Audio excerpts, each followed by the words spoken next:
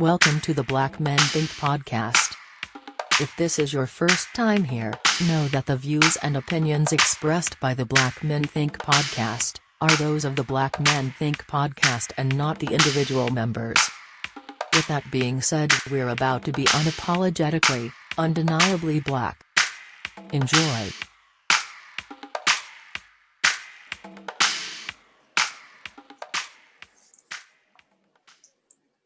So, hey, welcome to the Black Man Think podcast, right? So, you know how we start. I just got one question.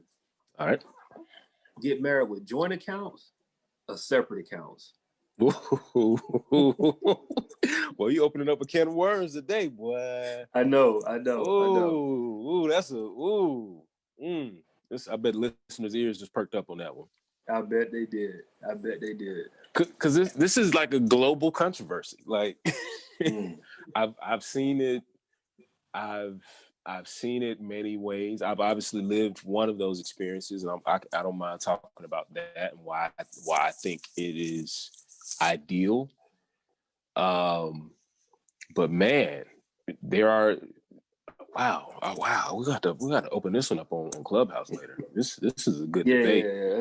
That's a good question. Well, let me answer the question first, and then we could dive in. Personally, for me, I think it's joint. I think it's joint accounts. I view marriage as extremely sacred. You know, it's not just the convenience of being in a long relationship for a long time. You know, it's literally a covenant before God. You know, to each other. All the cliche stuff that you can think of that you say in your vows. You know, right. However, it's real, and I feel like if two people are committing to become one by putting a ring on a finger and saying like I do, I think everything should be one. You know, now it doesn't mean like you have one account. You know, it doesn't mean you just have like you just throw everything. I mean, you can still be smart about your finances and set your savings and your stocks and do all that stuff. But I just personally believe the best approach, the most selfless approach, is to do it together. That's just my take. No, I feel that. I think, and I wish I had someone on here tonight that can have an opposing position. But I'll say my position, and then we can play, the other side. Definitely. I agree with a lot of what you said. I think joint accounts are the best way to go, simply because everything is on the table, right? Mm-hmm. There's no room for, and I don't want to use the word secrecy, but there's no room for miscalculation, right? So when there's a joint account, you know what's coming in and you know what's coming out, right? And there's no room for error, right? You can see who's spending what, right? Yeah. And for me, when I say that, that's one of those things where you can start to look at and recalculate your finances and find out like, okay, hey Jay, you tend to go out to eat a little bit more than my wife, or you tend to do this or do that a little bit more. And so we can look at those things and fine tune what we have going on when it's coming out of one account. So I personally feel like joint accounts are the way to go. Really from a not even from a godly perspective, just I'm saying like super practical. For me, it just makes sense because we know where every dime is going, right? And so I can just share with you our setup, how we do it, right? So we have a joint checking account, a joint savings account. I have my personal checking account, and my wife has her own personal checking account. And we also have a couple of other accounts, like another savings account that we use for our emergency savings and saving for houses and things of that. So we have a couple accounts, but all of those accounts, whether they are started by one person or the other, both of our names are on it. We both can access it. Right. So it is a joint account for the sake of saying it. And so what we do is when we get paid, both of our checks go into our joint account. And from that point, we both have a designated amount that goes to our savings, and we also have a designated amount that we pay each other, right? And so for the sake of this company, we'll say like $100 or something like that, right? Yeah. So, you And know, that's good. whatever Like our, you like to, you know, you pay each other. You enjoy your, you know, fruits of your right, labor for sure. right, right. So this every 2 weeks or so. So what we established early on in our marriage is that, like, hey, so we won't have any limitations or anyone feel like they don't have money to spend if we're going to do this joint checking and joint savings. You're basically paying yourself an allowance, so to speak, and whatever you want to do with that money is what you want to do with that money, right? Gotcha. So for the sake of this example, if we both send each other $200 a month, whatever you want to do with your $200, do. Like, go. You want to go out to eat and spend all your $200 on that. You want to go and buy shoes. You want to go and buy clothes. Whatever you want to do with your money, that's your money. Go and do with it. If you want to invest it, whatever you want to do with it, that's your bread to do with. But we have the bulk of our money is going in our joint account, and we can decide as a family what to do with that money. And so what that did, that gave us an opportunity to have that financial freedom independently. Like, you can go and do what you want to do with your money, but also it gave us some structure within our household. And so that's what we decided to do. It's been working for us. You know what I'm saying? Like, we've been married. Because I mean, I say it's been working for us because I understand that the world is different and people have different ideas. And I want to really preface this conversation by saying, what works for you, whatever that works best for you and your family, go with that, right? I mean, For sure. Yeah. we're just giving our own opinions on this thing, but like, whatever works for you and your family, if it ain't broke, don't fix it. You know what I'm saying? But absolutely. you know, that's what we do. And let's and and thanks for sharing that, because that's probably, you know, a very eye-opening experience for somebody that might not be on that side of the spectrum. You know, maybe they haven't heard the detail, you know, that you and your wife put into making sure that there's a clear picture of where the money is going, and there's also opportunity still to enjoy it. Because I think sometimes the perception is like, when you're sharing your accounts, that everything gets swallowed up by bills or responsibility, basically, as opposed to actually being able to enjoy it. So it's kind of cool to hear that y'all have, you know, basically like a fun account, that you make the money together. You know, don't matter who's making how, you know, more than the other person, but at the end of the day, you pay yourselves equally. You go and do whatever you want to with it as an individual. That kind of keeps peace too. Let's look at let's kind of dive into maybe the perspective, because I know we both know people who don't have joint accounts. You know, what is working for them? Because it'd be good to kind of hear that perspective, even though we don't have it. So, like, I have, you know, some friends who, you know, definitely live in that space where it's her money, it's his money, and they just kind of, you know, pick and choose. Like, somebody pays the mortgage or the rent.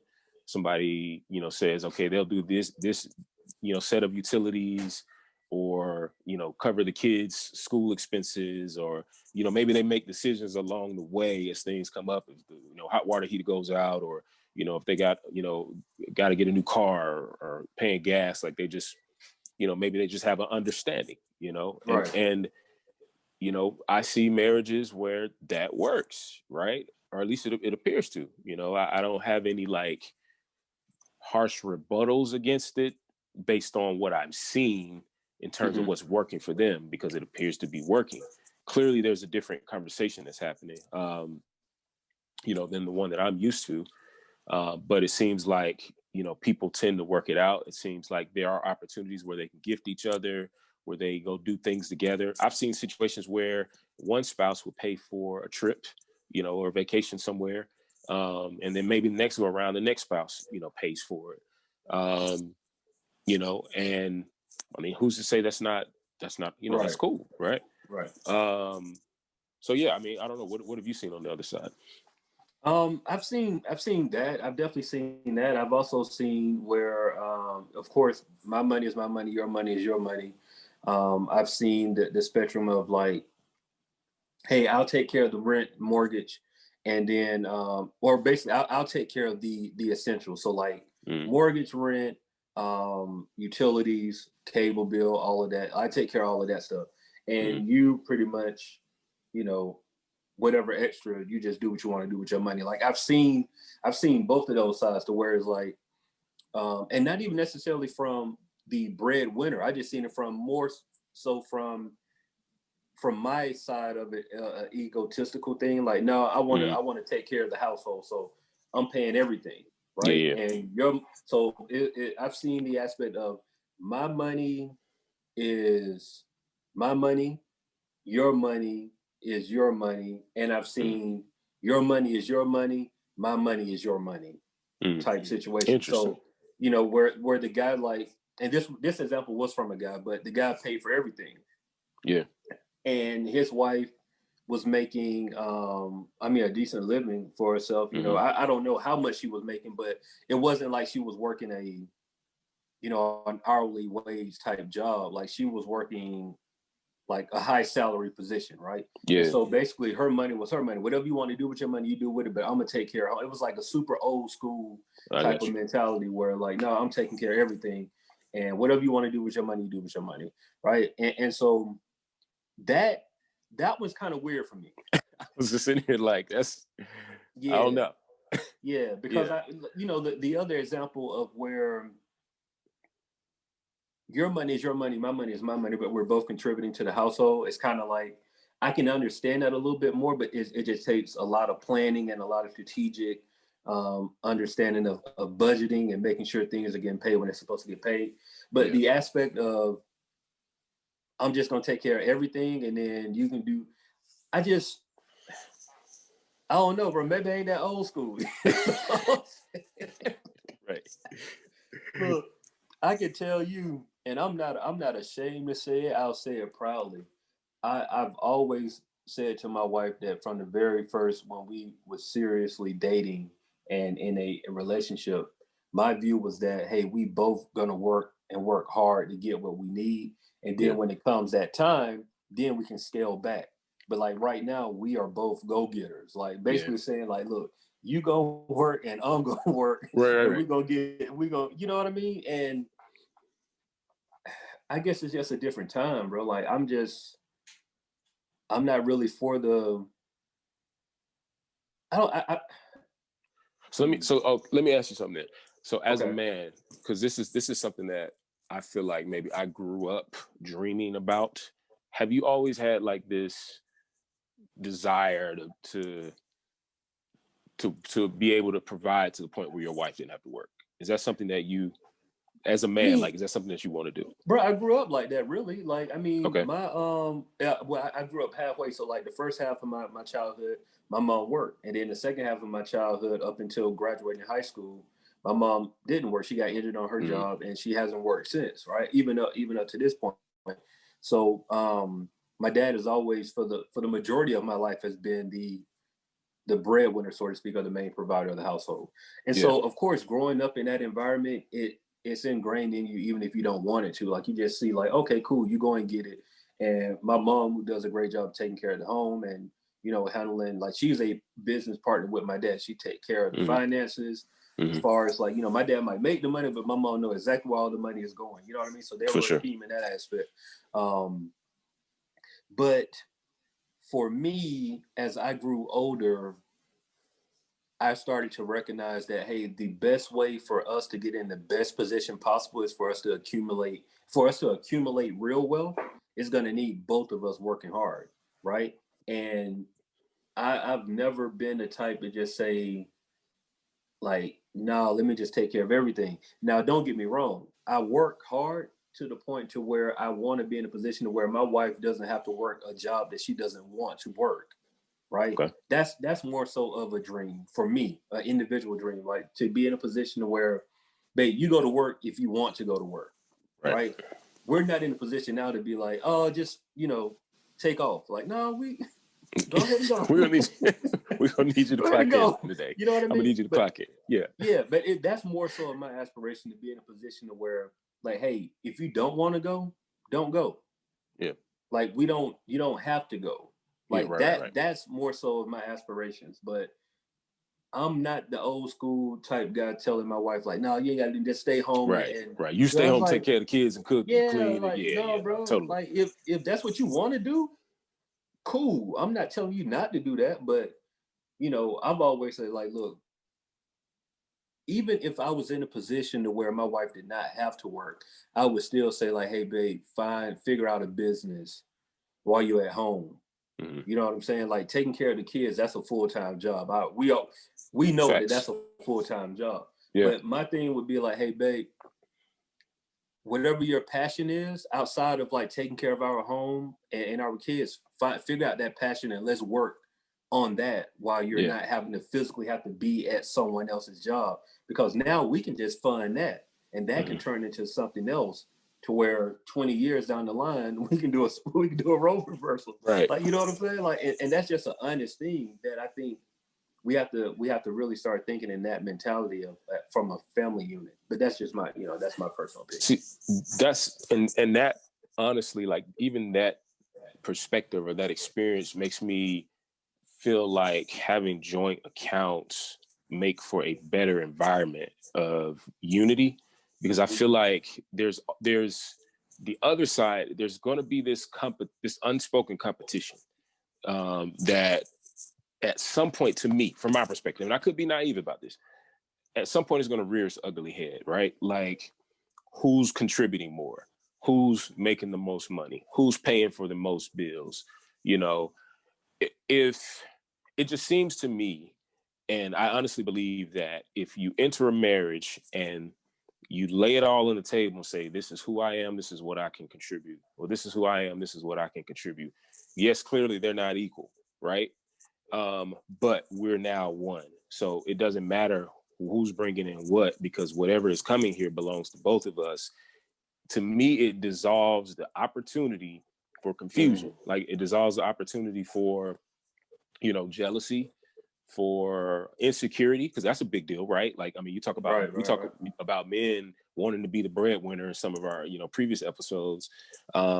There's this unspoken pride thing that happens, to a lot of men. I won't say to all men. Some men probably look forward to a wife that makes more money than they do, but for a lot of men, or at least most of the men that I've been around, there's always been that desire to, like, man, I got to bring the bacon home. I got to be the one. Right. And if you're in this situation, where, you marry a wife and she either comes into the game or starts making, considerably more than you do, sometimes that ego gets a little tainted, gets a little chisel on it. And from the flip side of things, I've also seen experiences where women can hold things against the men, if they aren't bringing a certain amount of money and if they aren't maybe meeting the needs of the home, or vice versa. It can be, the men kind of lording over the woman if they are, the main breadwinner, and, Right. And whenever they want to do something, there's no conversation about it. They're just like, no, I'm gonna do it because it's my money, and that might be the extreme negative situations, and there are probably a lot more subtle things. But for me personally, I feel like you set yourself up in a marriage to avoid, most of that if you at least come into the game together. And granted, if you didn't come into the game together, it's not too late. Like, at any given point, you can make an adjustment later on. And maybe it's trust, right? Like, maybe people don't do that coming in the gate because there's a lack of trust. There's probably still a little, touch and tad of like selfishness, meaning I'm an individual, you're an individual, we're just married, but I'm still very much me, you're still very much you. Maybe it takes time. Like, maybe it takes time for those two people to kind of join together to see what the other person's habits are, so that they can, kind of join them together. So I don't know. Hard to say, right? So, and also with that too, I know other people who they might be married and one of the spouses are just not in the best financial situation, so they have to take on that responsibility. I get that. Yeah. For that's not a part of this conversation, in my opinion, right? Because that's just taking care of home.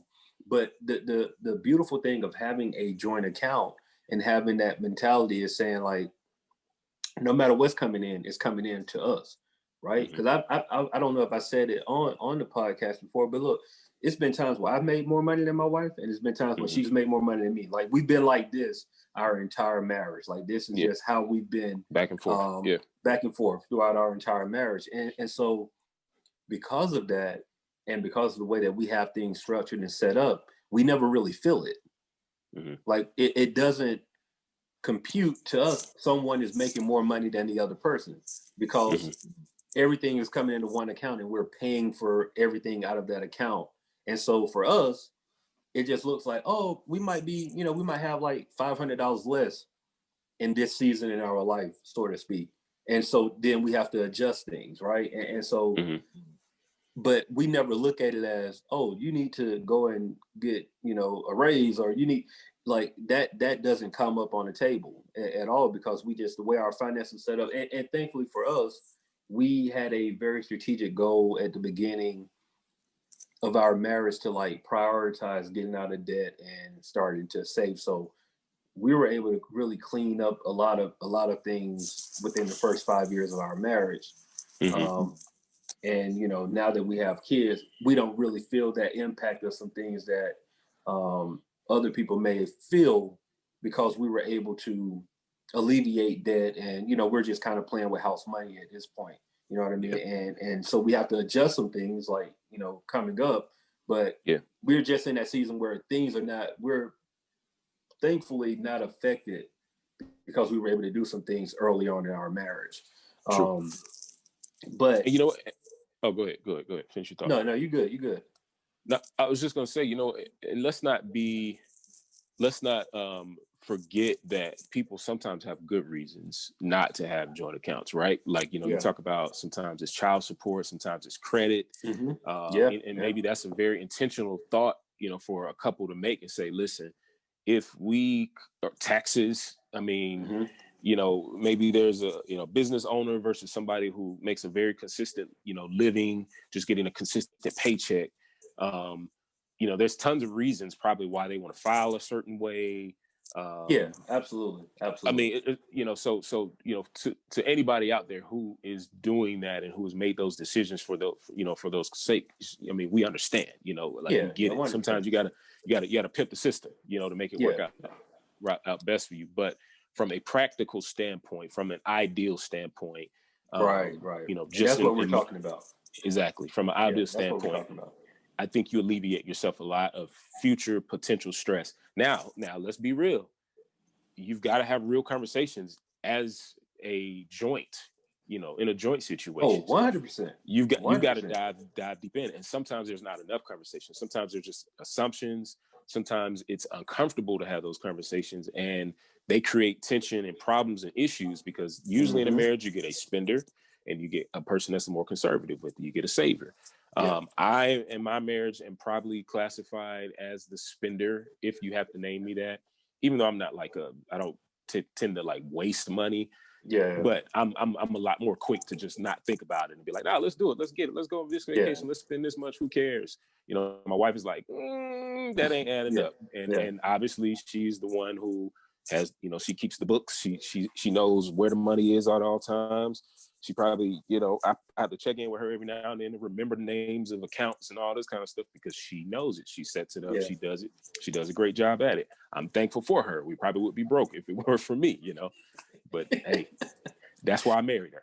What's up? Right. and that it's really the same for us as well. Like I don't spend a lot, but if we were going between the two of us, I'm definitely the spender. I'm more so of the, even though I'm like, and that I'm frugal, but I'm the type of person to where if it's something that I want to get, I'm gonna get it. Like I'm not gonna that's the same way waste time on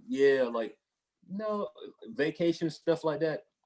I don't have to think about it. Like, no, let's just go. Like, okay, we'll but she's more, she's the type where, I'll put it like this. The best way that I can explain it is, I will be like, cool, let's spend the $1,200 to go on a vacation. She is the type that will save $100 every month leading up to next year for the vacation. And that's the difference. You know what I'm saying? The money is still there, but the way that we get to that number, we're completely different on, right? Like that's the yin and the yang. And so, like, I get that. That's, like you said, that's why you have to find out some of those things before you get married. And that's another conversation that we don't have to really get into. But I will say this, is super important to have some very detailed conversations prior to marriage. And that's another episode that we can go in a little more detail in at a later time. But I just wanted to say that just for the people that might be trying to process some things in their head right now, thinking about getting married. One thing you said though about having a joint account that I found was crucial is just like, finding out who's spending, right? And so we have it's like an I use an unspoken rule is that anything over $100, a phone call need to be made, right? Okay, so I like that. If we are going to spend something, and that's like if we're not together, like, so if I'm out by myself and I see something that I think may be beneficial to the household or whatever, no matter what it is, if it's over $100, some type of communication has to happen. Phone call, text, like, hey, such and such, I see this, it's going to be a little over $100, whatever.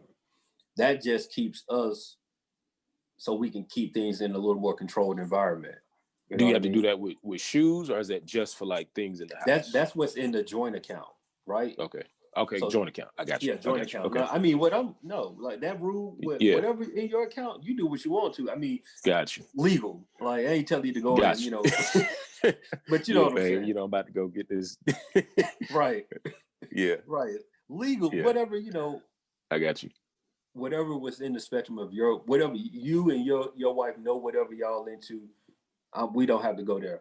But your personal account, that's your money. You do what you want to do with that money. But in a joint account, anything over $100, we have a phone call, right?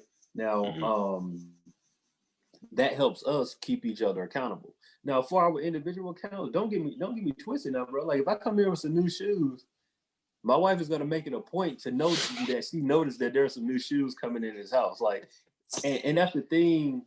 Even though that's my own personal money, it's still that reminder to just be like, hey, that's your money, but let's still be responsible, right?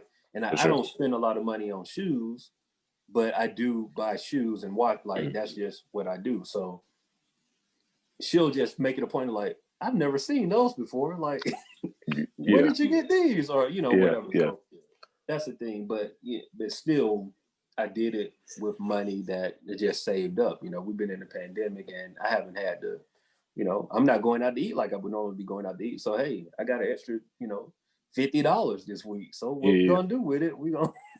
I might just choose to buy some. Find them deals. I might find some deals, you know what I'm saying? But so that's kind of like what helps us, finding that number, whatever that number is. Like, that's just a predetermined number that we decided on because we felt that basically anything under that, it's not gonna hurt us, so to speak. Like, if it's over that number, we might have some funds already allocated in certain places, and it was like, hey, just give me a heads up so we can make sure that things are in place. Because we try to keep our budget as tight as possible to where we're not just having a bunch of money just sitting in our checking for like absolutely no reason. Like, we can be using that money to invest or save or whatever. So that's just kind of like how we're set up our program. Yeah, and I would say for any couple, like, no matter what your standard is in your home, however you and your spouse have decided to pay for the necessary things in your life, you got to have the deep conversations. Like, you got to set goals together. You got to talk about what y'all want to do in this short period of time, what you want to become in this long period of time. I think you got to have a trajectory. You got to make sure that you're headed somewhere with your money, and not just like existing. And it's, sometimes that conversation sounds like, well, you got to actually have money to do that type of stuff. But, I'm here to tell you, not necessarily. Like, you can plan, you have to plan to get to a lot before you get there. You have to, absolutely. You have to be able to see how you're going to get there. It just doesn't come, I mean, none of us are able to just say we won the lottery, or we came up on this top music record, or whatever it is that feels like a quick fix to financial issues. You actually have to process things. You have to learn each other's spending habits, have conversations about each other's spending habits, come to terms with each other's spending habits, come to agreement about how y'all gonna spend on stuff, spend stuff together, and like really name the priorities and name the fun too. Like, if there's stuff that you both agree that you just kind of want to blow some money on, just make sure you agree on it. Make sure it's something that y'all, absolutely. Or find a smart way to get to that point where you can blow a little bit of money on some fun stuff. so that you're not blowing through the things that you need. But the point is, have those hard conversations. Sometimes it's the person that you marry is going to love and to spend money on things that you could care less about. That's the point of marriage, to be able to learn how to appreciate the things that the other person is, that the things that they love to do, and support it, So Right. how, if you have a non-joint account, how can your money support something that your spouse does or loves, and vice versa? If you are joint, then make sure that you put it all on the table so that there's room for both of you to have some fun and kind of reach some of those dreams together. Yeah. No, man, I think you summed it up perfectly just then. Honestly, it's one of those things where it's just I think what's most important is just a conversation, right? Like, in whatever route you choose, if you want to go with a separate checking account or a joint checking account, I just think there has to be communication. Yeah. I do not subscribe to the we just gonna figure it out type thing. And I want to say this too, like, I know everyone is not on the same playing field financially, right? You have some people that are just really trying to make ends meet that might be listening to this podcast, and like, by no means am I trying to make light of that. What I am saying is, no matter where you are in your financial walk, there still needs to be conversations, right? Because someone making $20,000 a year, there's still room to make that $20,000 a year work better if y'all are having a conversation versus just like, no, I'm just, all right, cool. I got a bill this month, I'm paying it, and not really having a conversation with my spouse about it, because it's just, man, the numbers are there, right? And I don't have the statistics, but the last time that I looked at it, divorce, one of the main reasons for divorce, there's two things: is infidelity and finances. Like, that's just, that's it. Like, those are the reasons. So if we know that those are the two reasons, then we need to try to work on those two things before they come up. Yeah. And simply put. So, that's just where I'm at with it, bro. Like, what would you say to the couple who is listening to this and things have not gone well to this point financially? Like, and whether that's they don't have the ideal money-making situation, or they've, in some kind of way, whether it's one person or both people, dropped the ball in doing it together. And now there's hurt, now there's mistrust, now there's XYZ. How do they get back on track? Okay. So the only way that I can answer that question is to fully put myself in it, right? Okay. And the reason why I say that is because I can only pull off of real life experiences. So for me, maybe year 2 in our marriage, maybe year and a half, 2, somewhere around there. It was just like, no, not even year 2. This was early. This was like headed toward marriage, where we decided to, like, okay, let's figure some things out. So our whole dating relationship, I was just struggling financially. Like, right, I was coming off, when I met my wife, I was legit coming off of just like working on my own, recession, people stopped buying Beats. You know what I'm saying? It was just like, I was just trying to really figure it out. And so in the midst of that, I just were not doing things smart financially. So I was kind of living off of credit cards, or living off of just odd ends of making money and things of that nature. So my credit was bad. And so that was a conversation that we just didn't have. I was just like, honestly, just trying to avoid it, really. And not even trying to, but like subconsciously, like, okay, cool. As long as we don't talk about it, then it don't come up type thing. Is that mentality that a lot of people have in their relationships, not even just marriages. But it just came to the point where it was like, look, what is your deal, right? And it was like, we're not gonna run from this. Like, we both love each other, we both want to be married, but before we like really get deep in this marriage, let's go ahead and figure this out, so we just don't come up 10 years down the line and you like, not, you still doing the same thing you're doing now. So it's like, okay, cool, we laid everything out on the table. So if that is you, I would say, lay all the chips on the table. You can't hide anything. I'm telling you, anything when it comes to finances, anything that you try to hide will come out.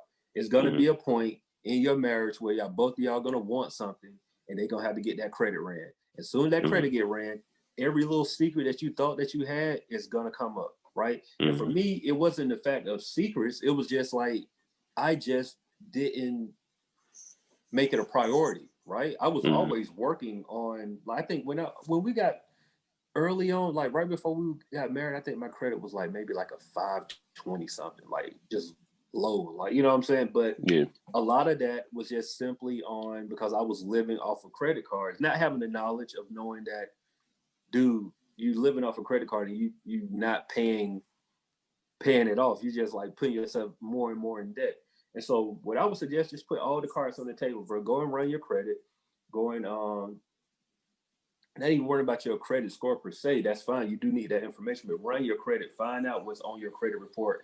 You can go to like, I think it's freecreditreport.com, my annual credit report, one of them, and run your credit. Find out what's on there. Find out every line item, like that cell phone that you thought that nobody was going to ask you about again, that little $70 that'll turn to $300. Like, no, that's on your credit. You know what I'm saying? Yeah. So look at everything, bro, from the top to bottom, and truly work on it, because as soon as you get that monkey off of your back, bro, I'm telling you, it's just like a world of progression that can happen, because you're going to always be thinking about, dang, who do I owe this money? Who do I owe that money? And so that's what we had to do, right? It was just like, because my wife was always financially responsible, right? Yeah. I was really the one who just didn't prioritize my finances. And that's, I'm sure deep down, if you go to therapy, it's probably coming because that's just how I was raised. Like, I didn't have anybody teach me about finances. I learned it on my own. And so that's what we had to do. And it worked out. And we caught it super early and made it a priority in our marriage to just like, look, not only am we're going to work on getting your stuff straight, my wife still had like owed on a car and had a student loan, right? So we was like, all right, cool. So and what was helpful in that aspect was it wasn't just me, right? It didn't feel like it was just like, oh, I'm the screw up. It was more so like, yeah, you got some things. Your credit might be bad, and these things can be handled if you just like attack them. But also, I got debt too that it just kind of sitting here. Let me aggressively attack this too. And so I can say now we've been married we got married in 2012, so we're going on 9 years this year. So we are completely debt free. Like, we don't owe anybody anything. We paid off all the cars, all the student loans, all the credit cards. Yeah. My credit score is in the 800s. Nice. So I've, all of that, but that was years of a process, right? And so for people that's listening to this episode that might be in that position, it's gonna take time, man. It ain't gonna happen overnight. But you have to communicate effectively up front and just lay all the cards on the table and start to work on that now and formulate a plan to work on that, because bro, you just setting yourself up for failure. Don't wait and do it 15 years later when you can do it now. You know what I mean? Just go ahead and do it. Word. Bro, you kind of just dropped all the gems that was needed right there, bro. Well, hey, it's just my testimony, man. It's just my story. It's just my story. It's just the truth. It's just really what happened in my life. So, yeah, I feel like that's it. That sound like the episode right there. Yeah, 100%. So for those, whatever you want to do, I think the most effective thing that we can take from this is just to learn to communicate with your spouse.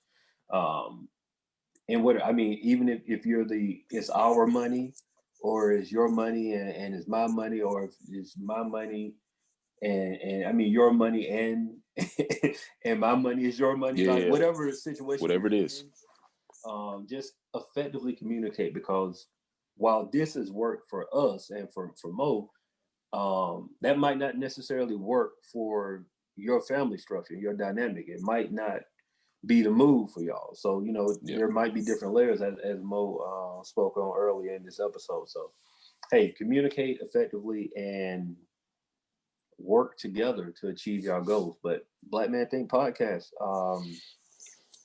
make sure y'all comment, rate, review. We're gonna start reading off some Ask a Black Man here soon. I know we had a couple of people send some questions in, but also if you are on Clubhouse, we usually go right on there. Like we have a running, what is every Friday? Every Friday we do Every Friday, uh, 10 p.m. Yeah, about 10 p.m. So we go in there and we do that there. But definitely join us if you can. And that's it, man. Keep sharing. Y'all been sharing, man. We've been growing and we've been appreciated. We are on YouTube. We got to get those YouTube numbers up. We are on YouTube now. So if For y'all sure. are listening to this, make sure y'all go and subscribe on YouTube and see the actual video of us talking from Zoom in our our cribs. Right. Black Men Think. That's the YouTube page. Yep. That's it, man. Absolutely. Hey, appreciate it. See y'all next week.